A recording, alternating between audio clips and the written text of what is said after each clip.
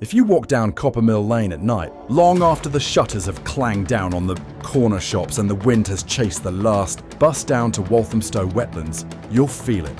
That prickle in the air, that whisper just behind your shoulder. Locals say it's only the river wind, but children at Coppermill School know better. They say it's her, Mrs. Coppermill. No one remembers her first name anymore. Some swear she was the headmistress when the school first opened in the late 1800s. Others say she wasn't a teacher at all, but the wife of a mill worker who drowned in the Lee. One time, when the sluice gates failed, one stormy night. Whichever version you hear, the ending is always the same. Her grief twisted her, bound her to the place. She never left, and she's still looking for the children who forgot to go home. Mars. The first real sighting happened in the 1970s. A caretaker swore he saw a woman in black gliding through the assembly hall at 2 a.m. Antiru. Sahatimia Glekshmi, her shoes never touching the floor. He quit the next morning, leaving behind his keys and a half-drunk cup of tea. Since then, students and staff whisper about the odd things that happen inside the red brick school on Coppermill Lane.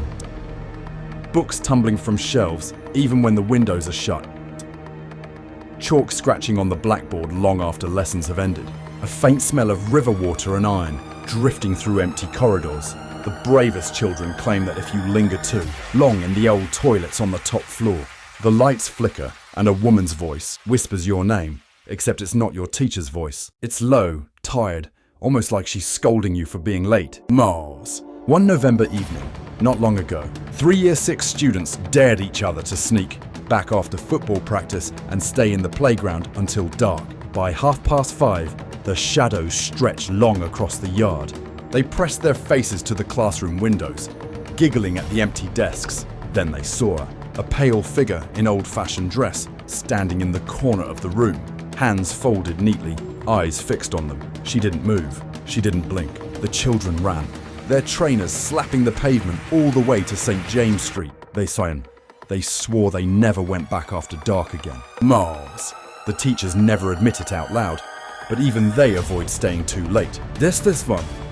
The head's office lights are always the first to go out. The cleaners make sure they leave before the clock hits 8. And when the last person locks the gates, they never look behind them, because they all know what they'll see.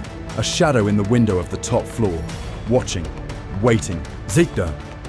They say Mrs. Coppermill still walks the halls, calling for children who never came home from school.